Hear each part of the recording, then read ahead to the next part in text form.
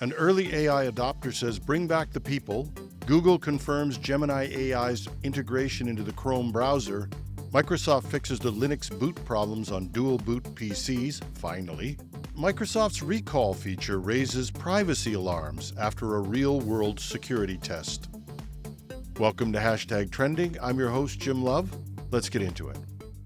Klarna, the Swedish fintech company known for its buy now, pay later services, is reversing its aggressive push into AI-driven customer service.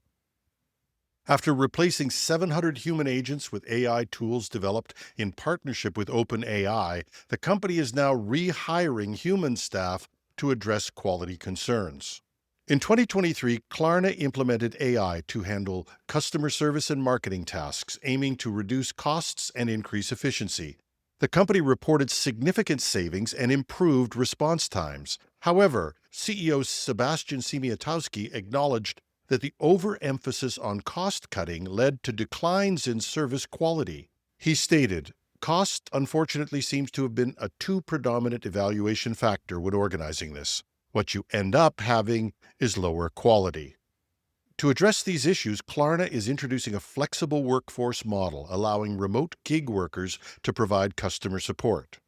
This approach aims to balance the efficiency of AI with the nuanced understanding that human agents can offer. Siemiatowski emphasized the importance of human interaction, saying, "From a brand perspective, a company perspective, I just think it's so critical that you are clear to your customer that there will always be a human if you want." Klarna's experience reflects a broader trend in the industry, where companies that were early adopters are reassessing the role of AI in customer service. While AI offers cost savings and efficiencies, it may not fully replace the value of human interaction in complex customer service scenarios. There are lessons to be learned from this story, but one of them is not, "I knew it all along" serves them right. If you got that, I don't think you've actually learned anything. But for those who want to take away something more useful, there's a framework developed by Gartner Inc., one of the largest IT strategic advisory firms. It's called the hype curve. It looks a little like a sine wave, one hill, a big valley, and a line moving up. You can Google it if you don't know it. But essentially, it says that for any new technology, there's an initial hype that raises expectations for that new technology to higher levels than it can support in its initial versions. That's why they also have something called the Valley of Despair, where those true believers who jumped in with both feet end up. But eventually, the line shifts upward again as more realistic expectations are set and the technology matures. So the lesson learned might be, don't jump in with both feet. Do something realistic and smaller in terms of projects where you can afford to fail and learn. That way, when the line is starting to point upwards again, when the tech is becoming mainstream and much more successful, you have the true lead on your competition without a history of a huge failure that damages business and careers. I don't know why we call them lessons learned if we don't actually learn them. If you've ever wondered why Google has not exploited its distribution via Gmail and Google Chrome to make its AI as ubiquitous as OpenAI's ChatGPT, you're not alone, and we might never get an answer. But we might eventually get some of that integration. If you were an individual Gmail user, you might now see AI tools appearing in your Gmail account. Commercial users have been able to get these for a fee in the corporate Gmail, but now they're being extended to all users. And to be honest, as someone who can be critical, for a free service, at least so far, I haven't tested it to death, but it's pretty sweet.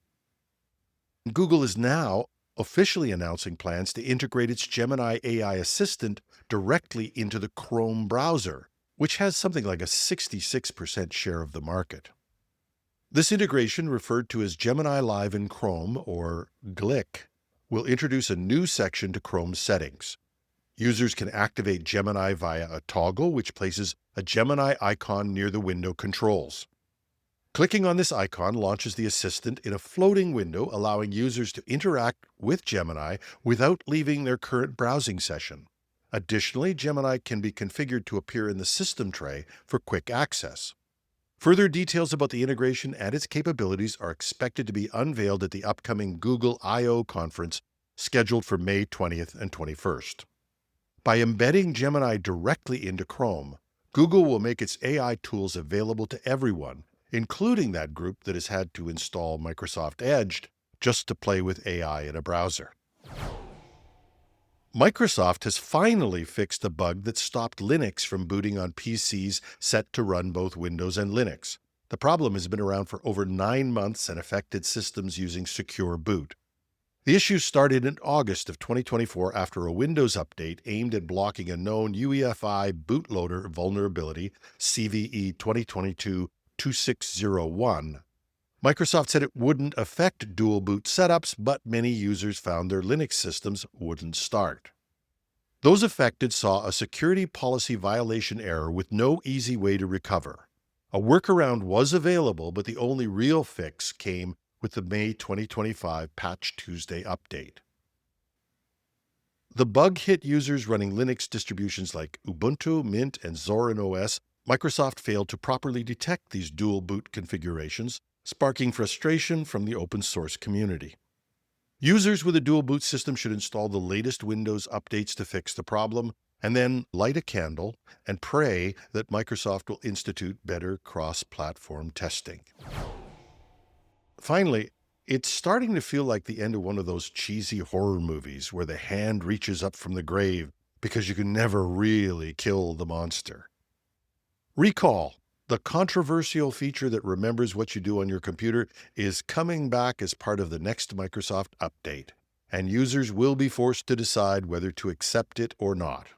Recall is an AI-powered feature in Windows 11 designed to help users retrieve past activities. Recall captures screenshots of user activity every few seconds, creating a searchable timeline. Microsoft asserts that these snapshots are stored locally, encrypted, and accessible only through Windows Hello authentication. However, we might be forgiven for being a little skeptical after the Signal fiasco that we saw last month. For those of you who might not have caught the story, Signal is the encrypted messaging app that very senior people, the most senior people in the Department of Defense in the U.S. were using to share government classified information. But it turns out that an app that can encrypt stored information, and it can even encrypt it in transit, also has to unencrypt that data for it to be usable either from the app or another service. So anyone who can get access to the user's app or other apps that might be required to access that encrypted data can also decrypt it. As an example, in an article he published on LinkedIn, cybersecurity expert Kevin Beaumont demonstrated how easily Signal could be broken. In his experiment, Beaumont's non-technical partner accessed his data by guessing his PIN observed earlier during a transaction. Without any hacking tools, she navigated through his activity history, including private messages, within 5 minutes. This incident underscores concerns that Recall's security measures may not be sufficient to protect sensitive information from unauthorized access. So, that test may intensify the debates over Recall's privacy implications.